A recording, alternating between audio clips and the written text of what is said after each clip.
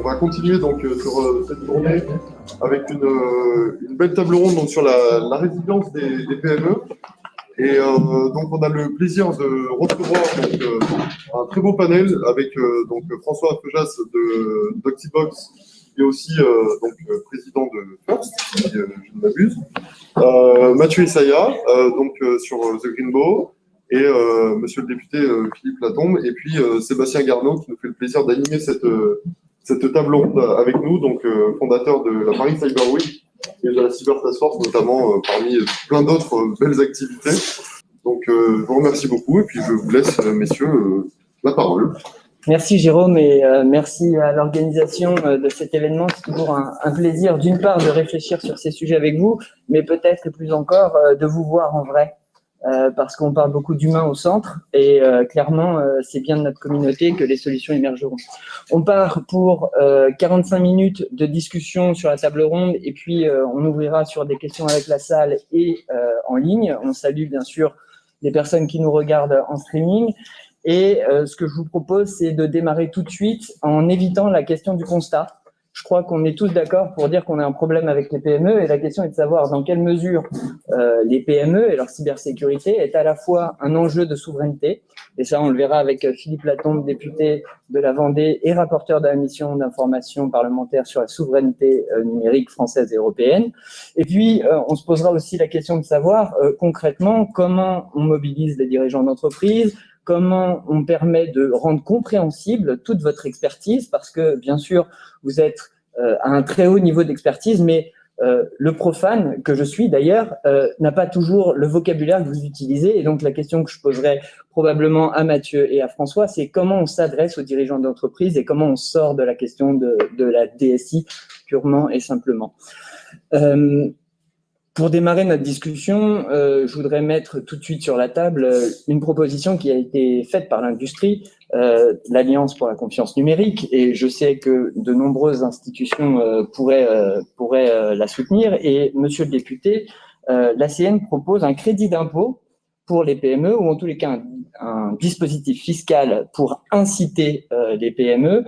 Est-ce que, 1, ça vous semble possible, 2, faisable compte tenu du contexte budgétaire, et 3, souhaitable? Alors, tout est toujours faisable. Enfin, en matière budgétaire, l'État peut faire ce qu'il veut. Donc, il n'y a pas de souci. Non, mais on l'a déjà fait. Il y a déjà eu des crédits d'impôt qui ont été faits. Il y a eu des parties de suramortissement qui avaient été faits à certains moments. Donc, il y a des dispositifs fiscaux, il n'y a pas de souci. La question, c'est est-ce que c'est vraiment efficace? Sur cette proposition, oui, certainement. Ça permettra pour des entreprises qui ont déjà pris la décision, très certainement, qui auraient déjà pris la décision de pouvoir la financer à des coûts plus abordables. La vraie question, c'est est-ce que ça générera derrière une réflexion sur les besoins cyber? Et c'est peut-être là où on se rend compte que les crédits d'impôt sont pas forcément des politiques publiques d'incitation en réflexion, c'est plutôt des mesures d'accompagnement. Et toute la difficulté, et vous le savez tous, c'est plutôt d'avoir une réflexion sur la cyber dès le départ de la numérisation d'une entreprise ou de la construction de son système informatique. Le crédit d'impôt ne peut être qu'un plus, c'est la cerise sur le gâteau. Mais il faut certainement plutôt partir, et je souhaiterais que dans le plan de relance, dans tout ce qui est aujourd'hui mis sur la table par le gouvernement, qu'on puisse avoir dans la partie de la numérisation des entreprises, qui est fournie par l'État, on puisse avoir une part spécifique réservée à la cyber pour que ça soit intégré dès le départ de la réflexion des entreprises. J'ai suivi pas mal d'entreprises, notamment sur mon territoire. Il y en a une qui fait des moules plastiques et qui veut créer un jumeau numérique pour ses machines. Ben, quand on en a discuté, ils ont touché des fonds de France Relance. Ils veulent faire de la numérisation, mais ils n'avaient pas pensé à la question de la cyber avant. Et c'est lors d'une discussion qu'on a pu avoir avec eux, a posteriori, qu'ils se sont rendus compte de l'intérêt pour eux d'avoir une réflexion sur la cyber. Et ça, ils l'avaient pas intégré dans leur demande de financement France Relance. Donc, le crédit d'impôt est une des solutions, certainement, mais c'est pas celle qui permettrait peut-être le plus avant en amont de pouvoir réfléchir sur les domaines de cyber. Oui, parce que finalement, ce que vous dites, c'est que ça fonctionnera pour ceux qui sont déjà sensibles au sujet. Oui. Et donc, la question que moi, je vais me poser du coup, c'est comment on apporte cette maturité de prise de conscience et peut-être là, je vais me tourner du côté de François Feujas, qui est donc le fondateur d'Oxybox, mais aussi le président de First. Et François, comment on s'adresse aux PME? Comment on fait en sorte de sensibiliser toutes celles qui ne sont pas encore sur le sujet? de la cyber? Alors, la sensibilisation au risque est effectivement clé, mais la sensibilisation au risque, aujourd'hui, on a la chance, dans une certaine mesure, qu'elle soit effectuée par l'ampleur des attaques qu'on connaît. Il ne se passe pas ces derniers mois, il ne se passe pas une semaine sans qu'on entende parler d'une attaque majeure qui ait touché une collectivité territoriale ou un hôpital. On parle des collectivités territoriales, on parle des hôpitaux, ce ne sont que la face émergée de l'iceberg. Il y a énormément d'attaques qui sont invisibles parce qu'elles touchent des TPE, PME, et que, comme ça a d'ailleurs été souligné par Aurélie Lutrin lors de la précédente table ronde, on ne parle pas de ce genre de choses, on n'est pas incité à communiquer sur ce genre de choses, quand bien même il y a, c'est une petite aparté, quand bien même il y a quand même des obligations juridiques à ce niveau-là, notamment vis-à-vis de la CNIL quand il s'agit de données personnelles. Donc je dirais que la sensibilisation, elle est quand même beaucoup effectuée par l'ampleur des attaques. La difficulté, pour moi, c'est pas une question de sensibilisation, c'est une question de capacité à s'équiper. Et la cybersécurité, c'est perçu comme un sujet contraignant, c'est perçu comme un sujet complexe, et surtout, c'est perçu comme un sujet de spécialiste. Et comment on explique, comment on fait prendre conscience que c'est pas le cas? Alors, comment on fait prendre conscience que c'est pas le cas? Et c'est justement ce à quoi on essaye de s'employer dans First, c'est en créant une offre qui soit lisible et compréhensible par les TPE-PME. On a en France plein de sociétés de cybersécurité qui font toutes des choses extraordinaires. Sauf que, et là je vais parler du point de vue de la filière cybersécurité, du point de vue de la filière cybersécurité, on sait bien vendre nos produits à des spécialistes. Donc nos premiers clients, ce sont des grandes entreprises. On va vendre à des grands intégrateurs, on va vendre au CAC 40, on va vendre à des grands industriels parce qu'ils sont matures sur ces sujets, qu'ils ont des équipes de spécialistes en face qui sont en mesure de comprendre aussi bien les enjeux que la technologie qu'on leur donne. Or, l'effort qu'on doit produire pour pouvoir aller industrialiser nos solutions et pouvoir couvrir massivement la TPE-PME, c'est d'abord un effort, en fin de compte, de marketing. C'est pas un mot tabou, il faut faire du marketing en cybersécurité, parce qu'il faut rendre les offres lisibles et compréhensibles. L'autre sujet, c'est que les bons produits de cybersécurité sont des produits de spécialistes. Ce sont des produits, pas de spécialistes, mais des produits spécialisés. Ils sont spécialisés sur une brique de la solution de cybersécurité. The Greenbow, c'est spécialisé sur le VPN, la communication. Olvid, c'est strictement sur la messagerie sécurisée. Je prends des exemples, évidemment, parmi les membres de First, mais je prends des exemples. Or, ça ne couvre qu'une partie du besoin d'une entreprise, quelle qu'elle soit, d'une TPE, PME lambda, qui donc va avoir besoin d'acheter un panel d'offres. Or, le problématique quand on achète un panel d'offres… On peut parler d'écosystème? Est-ce qu'on peut parler d'écosystème? Alors, justement, on peut parler d'écosystème parce que cet écosystème, il est à créer. Pourquoi est-ce qu'il est à créer? Merci d'ailleurs, parce que c'est l'introduction parfaite. L'écosystème, qu'est-ce qui fait la force aujourd'hui d'un GAFAM? Qu'est-ce qui fait la force de Google? Qu'est-ce qui fait la force de Microsoft? C'est que tous les produits sont interconnectés. Aujourd'hui, si je crée un rendez-vous dans Google Agenda, j'ai immédiatement un lien Google Meet qui est généré. De même manière, on s'est tous précipités sur Teams quand on a dû mettre en place le télétravail à marche forcée, tout simplement parce que c'était déjà dans l'OS Windows, c'était immédiatement accessible en un clic. Donc c'est quelque chose qui était immédiatement accessible et qui fonctionnait tout de suite. Ça illustre la force de l'écosystème, respectivement de Google et de Microsoft. Si on veut aller plus loin, si je suis un acheteur en TPE-PME, j'y connais rien à la cybersécurité. Moi, de même manière, récemment, j'ai acheté une maison. J'ai besoin de changer mon thermostat. C'est quelque chose d'assez bête. Et en regardant les thermostats qui sont sur le marché, je suis très tenté par le thermostat Nest. Pourquoi est-ce que je suis très tenté par le thermostat Nest? Parce que j'y connais strictement rien en thermostat, que le sujet ne me passionne pas forcément, et que Nest, c'est Google. Donc je sais que ça va bien marcher avec mon smartphone, j'ai une garantie d'interopérabilité qui est immédiate. Et c'est ce qu'on doit s'employer à créer justement, et ce qu'on essaye de s'employer à créer au sein de First, c'est de créer un écosystème qui amène une lisibilité globale sur l'ensemble des offres, et qui amène surtout une interopérabilité entre les différentes briques de solutions que chacun en amène individuellement. Oui, parce que finalement, la cybersécurité des PME, et c'est, je vous ferai réagir, Philippe, sur ce point, finalement, une PME qui tombe, c'est pas grave, 100 000 TPE, PME qui tombent, ça devient un problème pour l'État, mais on a eu cette question lorsqu'il s'est posé le point de savoir comment sécuriser ce qu'on appelle les OIV. On nous expliquait que ce serait très très dur, que ce serait pas possible, et mine de rien, je pense qu'on peut dire aujourd'hui, Mathieu, qu'on est au bon niveau et qu'on a réussi à le faire. Alors certes, avec des possibilités plus grandes dans les grands groupes. C'est quoi l'expérience, parce que The Green Bow est non seulement dans First, mais dans d'autres organisations comme la CN, Exatrust, la Cyber Task Force, et peut-être que ce regard iceberg qui était pris par François pourrait inspirer la réponse. Alors, c'est intéressant ce regard iceberg. Je fais un tout petit peu d'histoire. C'est vrai qu'on a adressé la cybersécurité en France par la partie émergée. C'est-à-dire, on s'est dit, en priorité, il faut qu'on protège nos grandes organisations, notre énergie, nos systèmes bancaires, nos sociétés de transport, etc.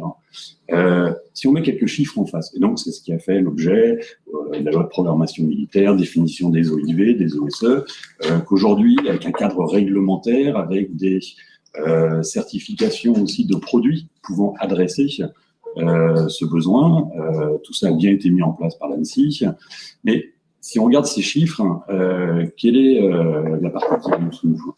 Je pense que tout le monde le sait à peu près. Les TPE, PME en France, c'est près de 4 millions de sociétés.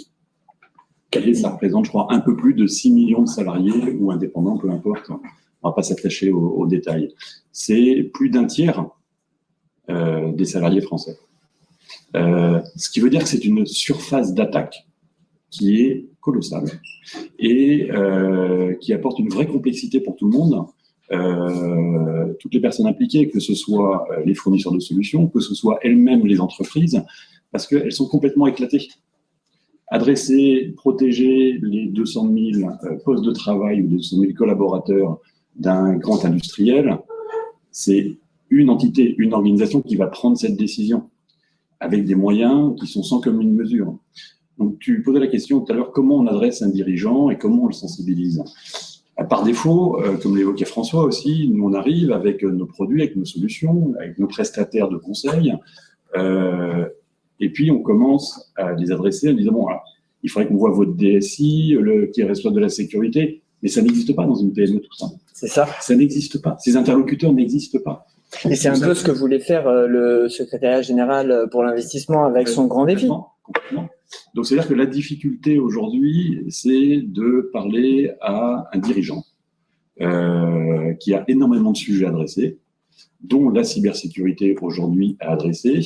Et donc, il y a cette notion de sensibilisation. Et je pense qu'elle doit commencer par un point qui a été évoqué tout à l'heure par une personne sur la table ronde précédente, disant que le risque principal, il est entre la chaise et le clavier. Oui, Guillaume Séraphine, 50 ans. Guillaume Séraphine, merci beaucoup. Et on doit commencer par là. Et si on commence par cet angle, on va peut-être pouvoir le faire en impliquant plus facilement tout l'écosystème de la PME. Une PME, elle travaille avec un écosystème sur beaucoup de sujets, que ce soit au niveau de ses différentes expertises, qu'elles soient financières, qu'elles soient comptables, qu'elles soient juridiques, travaille avec énormément, une petite myriade de spécialistes autour d'elle. Elle travaille aussi avec beaucoup un engagement local, associatif, avec des fédérations, avec les élus. Et si on essaye dans un premier temps déjà d'avoir une sensibilisation sur ces comportements cyber-responsables peut-être, ça peut être une bonne première étape. Et de toute façon, on ne peut pas s'affranchir de cette étape. Ce que j'apprécie dans ce que tu dis, c'est que l'idée de mettre en valeur le positif, je m'engage et donc j'y vais. Et là, je voudrais faire le lien avec Philippe Latombe parce que finalement, la cybersécurité des OIV s'est passée par une impulsion publique. On voit, je fais un mauvais parallèle, mais que l'application Stop Covid a connu un engouement lorsque il y a eu une action puissante du gouvernement en termes de communication. Et donc la question que je me pose, c'est les 80% de l'économie française et donc les 6 millions de vulnérabilités, parce que moi je porte une vision différente. Je pense que l'humain c'est le maillon fort, mais pourvu qu'il soit formé. Et donc là, la formation, l'éducation, c'est l'État. Et c'est notamment aussi le Parlement. Est-ce que sur ce point-là, est-ce que finalement la formation aux compétences du numérique sécurisé n'est pas aussi un enjeu de souveraineté, comme le rappelait d'ailleurs Julien Nossetti?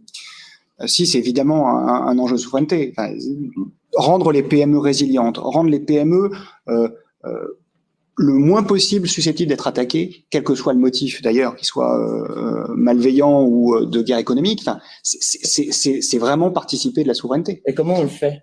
Il y a plusieurs solutions. D'abord, je pense que les PME vont commencer aussi à l'appréhender de plus en plus parce que là, elles vivent avec des clients.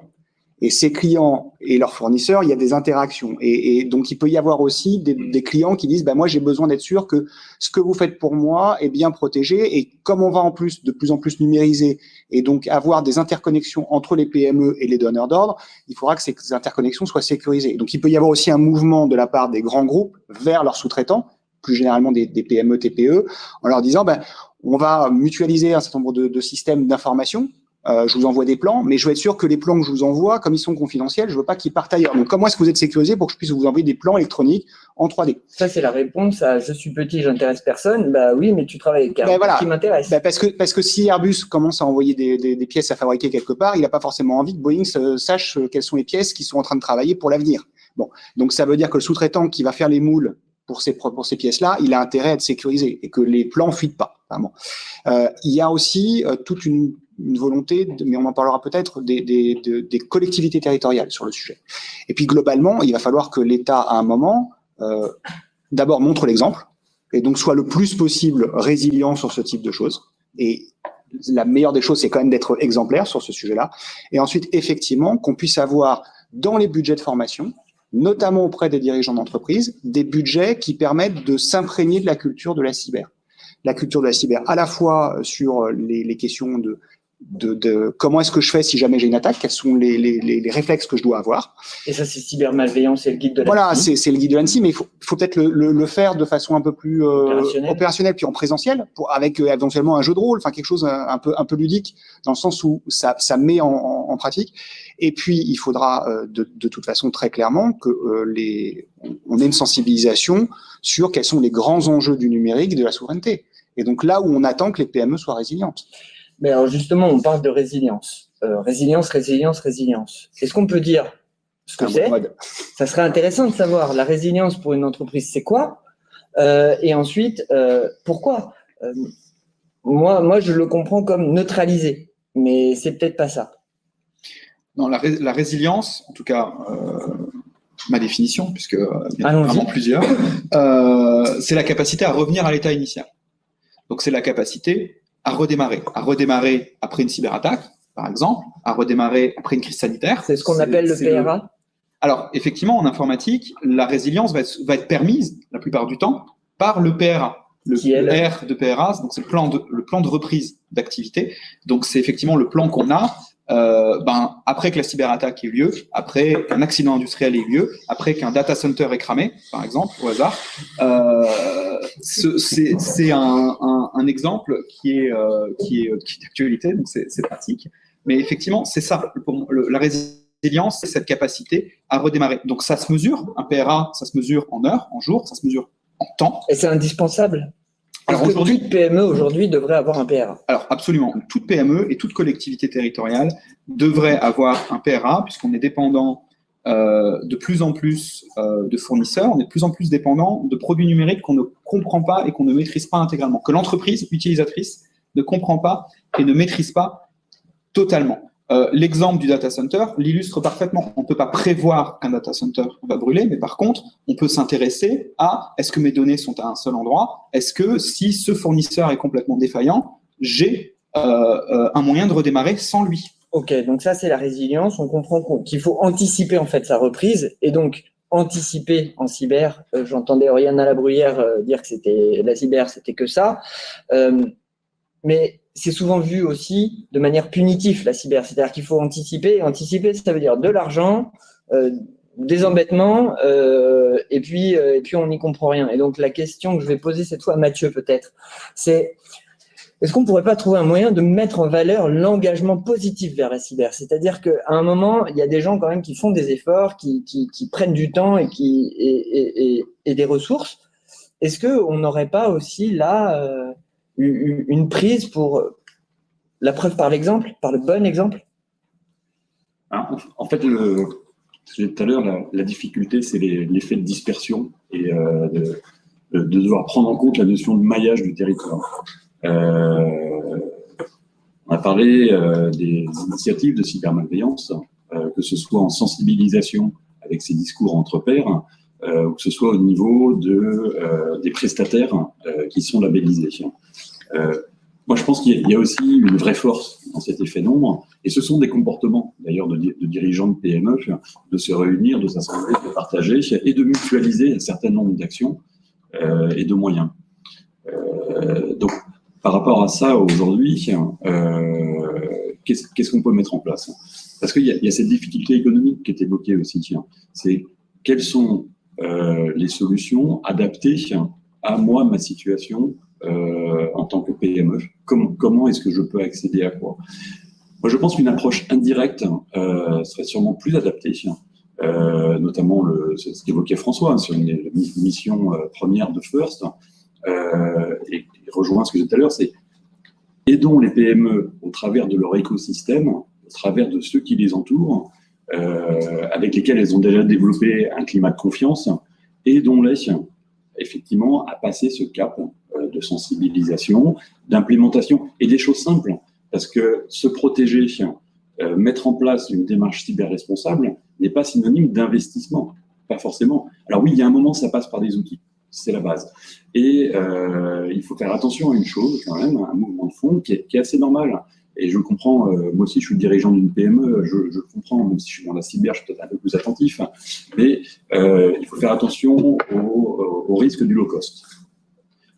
C'est assez logique, une PME, où qu'elle soit, quelle que soit la taille qu'elle fait, avec cette hyper-accélération du numérique en l'espace d'une grosse décennie, le premier réflexe, c'est magique. On parlait tout à l'heure d'interconnectivité entre les outils, mais quand on parle d'interconnectivité des outils d'un même fournisseur, qui s'appelle Google, qui s'appelle Microsoft, c'est pas de l'interopérabilité, là. C'est juste de la concentration. Donc oui, c'est magique. J'équipe mon entreprise avec de nouveaux devices, des terminaux, tout est connecté, tout fonctionne, c'est disponible partout tout le temps, mais c'est disponible partout tout le temps pour tout le monde, en fait. Même pour mes concurrents.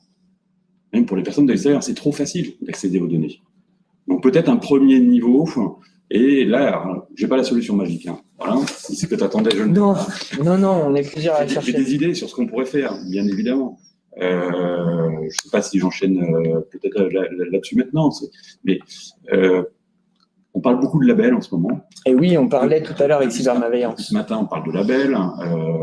On parle de labels un peu partout, on parle d'associations, il y a des collectifs qui sont lancés, comme le collectif Play France, Play Europe, pour défendre une souveraineté numérique française, européenne. Il y en a peut-être trop aujourd'hui, en fait. Il y en a peut-être trop et pas assez de concret. Ou en tout cas, peut-être des labels qui sont vus comme une contrainte. Alors, quand je dis ça, attention, pas de mauvaise interprétation. Ce que fait cybermalveillance, c'est très bien. Je suis pour. Bien évidemment, je soutiens. Oui. Je les soutiens. Mais ce que je veux dire, c'est que on le voit aujourd'hui, il y a 50 prestataires qui sont référencés par cybermalveillance, qui ont ce label. 50, je leur mets en perspective du nombre que j'évoquais tout à l'heure. Il y a plus de 4 millions d'entreprises. Ouais. Donc ça veut dire que c'est bien, mais c'est pas suffisant. S'il n'y a pas une initiative à voir d'ailleurs qui donne cette impulsion, mais qui vient de la base, pour créer ensemble, pour co-construire localement, c'est la théorie des petits pas. Si localement on arrive tous autant qu'on est à construire des initiatives, on va réussir à les faire reprendre. Donc là, entre pairs, à nouveau, on va pouvoir communiquer, on va pouvoir partager. Et moi, j'aime bien l'analogie avec l'environnement. Des actes individuels cyber-responsables. Donc, comme éco-responsable. L'analogie avec une démarche éco-citoyenne, finalement, devenir cyber-citoyen par des gestes simples. Alors, des gestes simples qui coûtent pas cher, certains ont déjà été évoqués, ne serait-ce que des affiches, juste des affiches partout, pour se rappeler que, oui, moi je suis, surpris au plus haut point quand je suis dans le TGV. Oui, j'étais ce matin. Là, je vais sortir un peu des PME, mais ce comportement de personnes qui travaillent sur leur ordinateur, sans écran de confidentialité, qui le laissent même allumé, sans mise en veille, sans rien, quand ils se lèvent faire quelque chose, c'est pas cyber responsable. Et Mathieu, là, tu poses le point qui est aussi quelque chose qu'on peut aborder, qui est finalement les nouvelles habitudes de travail, le nomadisme, le télétravail. On est encore dans le télétravail. Le gouvernement pousse les uns comme les autres, d'ailleurs, à rester le plus possible en télétravail. Ce qui pose deux questions. Déjà, il y a un débat sur ce qu'est le télétravail. Est-ce que le télétravail, c'est le travail chez soi ou c'est le travail en mouvement ? Et ça, j'ai pas de réponse. Et puis, pour mettre ça en lien avec aussi ce que tu disais sur l'éclatement finalement des initiatives, est-ce que, monsieur le député, l'émergence de toutes ces initiatives n'est pas aussi le signe d'un ras-le-bol, d'une partie des gens qui sont complètement convaincus et qui, face à la non-action, vont prendre leurs initiatives? Ça, c'est le premier élément. Le deuxième élément, est-ce qu'on peut dire que la puissance publique pourrait travailler à renforcer cet écosystème? Et donc, là, je parle d'un travail politique. Quelle est un peu votre vision de cet éclatement de l'écosystème et des initiatives qui visent à pousser le sujet parce qu'il est si stratégique qu'il en devient épidermique? J'en reviens à ce que je disais tout à l'heure. Je pense que la première chose, c'est que l'État n'a jamais montré l'exemple sur le sujet, ou pas vraiment.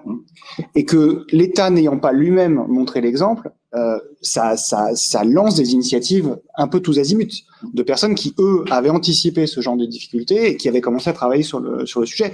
Et partant, sans être canalisés, sans stratégie offerte par l'État et avec un cadre fixé par l'État, ils sont partis un peu dans tous les sens, et c'est normal. Donc maintenant, c'est toute la difficulté ensuite d'essayer de redonner un cadre, de refaire converger tout le monde. Comment on fait ça? Comment on ramène tout le monde là encore, sur la ligne? On n'a pas le choix. Il y a d'abord que l'État doit être exemplaire, que l'État doit structurer sa propre filière à lui de cybersécurité. Il faut qu'on ait ça. Il faut que les marchés publics de l'État intègrent de la cyber systématiquement, et de la cyber qui soit de la cyber.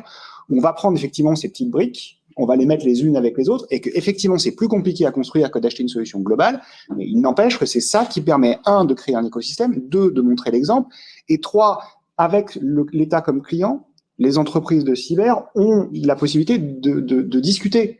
Ça convient à l'État, ça convient pas à l'État, mais une entreprise, ça pourrait lui convenir. Donc, elles peuvent refaire du marketing sur leurs offres ou repackager leurs offres comme il faudrait le faire. Et donc, ça a des vertus. Et donc, ça, c'est une décision politique. C'est ça aujourd'hui qu'il faut que le politique fasse. Et c'est une des raisons de la mission, d'ailleurs, sous la souveraineté. On va toucher à la cyber parce que si on ne le fait pas, on va passer à côté de plein de choses. Et c'est ce dont on a discuté avec le professeur Nossetti il y a quelques jours. On voit que les menaces, elles sont partout. Elles sont à la fois des États, des entreprises, de la malveillance, parce qu'il y a envie de faire des ransomware. Et ben aujourd'hui, s'il n'y a pas de réponse structurée de la part de l'État, ça marchera pas. Et on continuera à avoir cet éclatement. Et voilà. Maintenant, il faut aussi s'appuyer sur l'ensemble de l'écosystème et sur les entreprises. Et à mon avis, puissance publique, il y a un gros enjeu qui est sur les collectivités territoriales.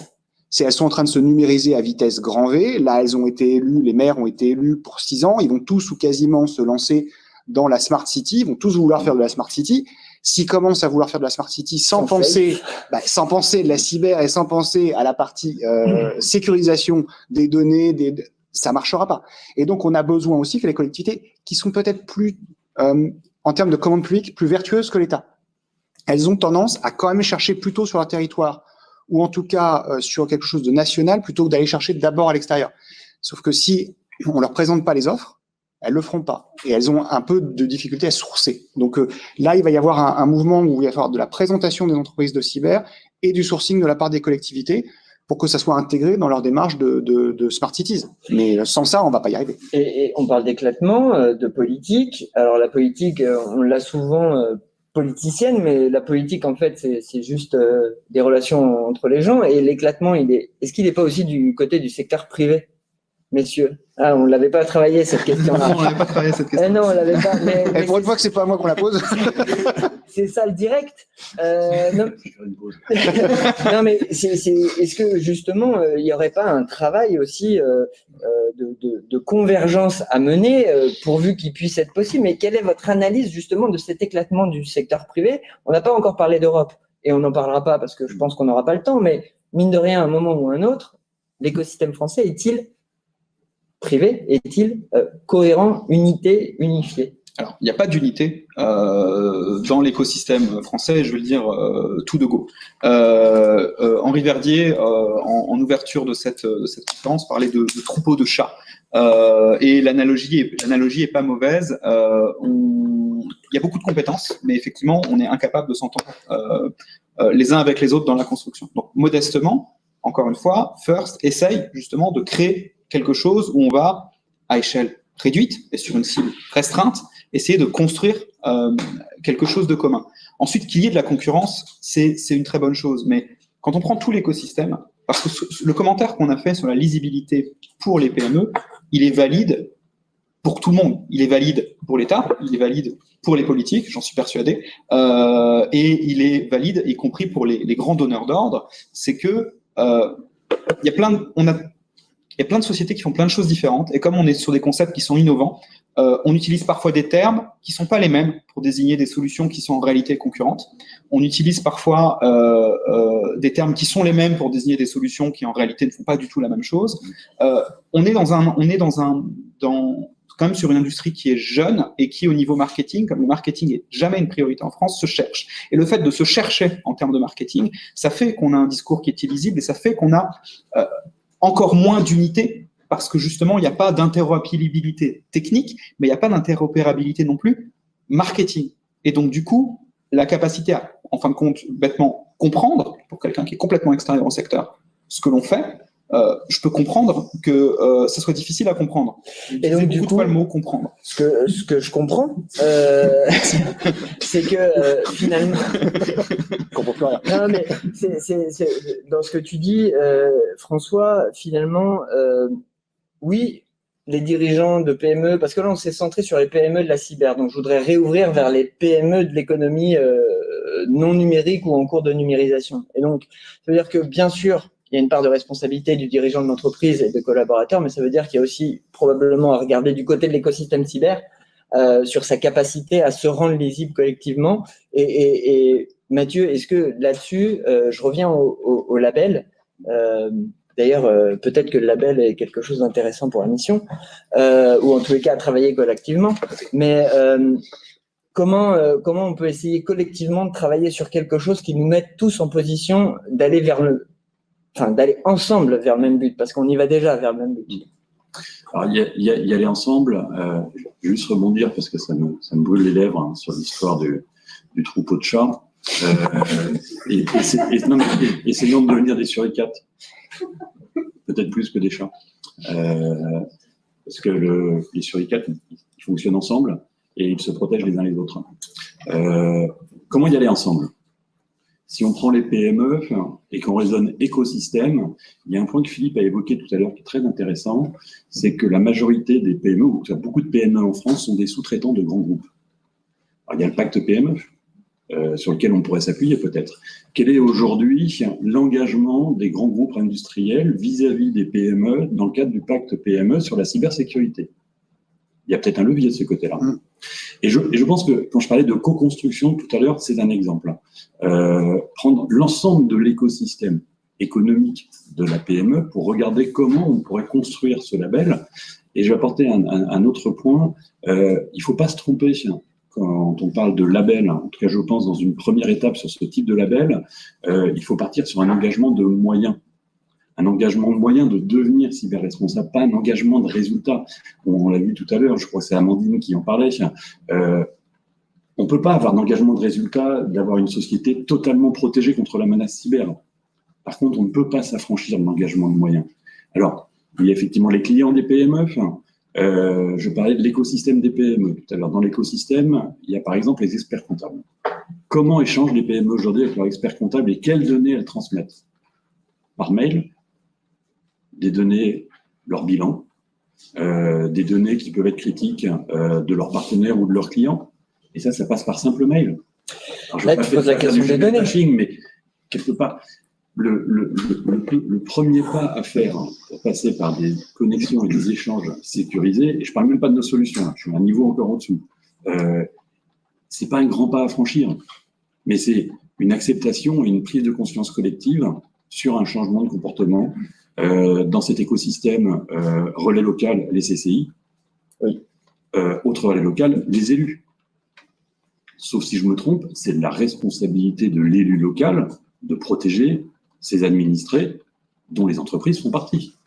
Oui, parce que ça a un impact en plus sur la vie sociale et économique du territoire et on sait à quel point ils sont sensibles. Tu voulais ajouter quelque chose, François? Oui, tu parlais tout à l'heure, Sébastien, de contraintes perçues dans l'équipement en cybersécurité. Et justement, les propos de Mathieu l'illustrent très bien. Il ne faut pas que la cybersécurité soit perçue comme quelque chose de contraignant. Le fait pour une PME de pouvoir être cybersécurisée, c'est une valeur ajoutée. C'est une valeur ajoutée pour elle-même, c'est une valeur ajoutée pour ses clients, c'est une valeur ajoutée pour ses fournisseurs et pour ses partenaires.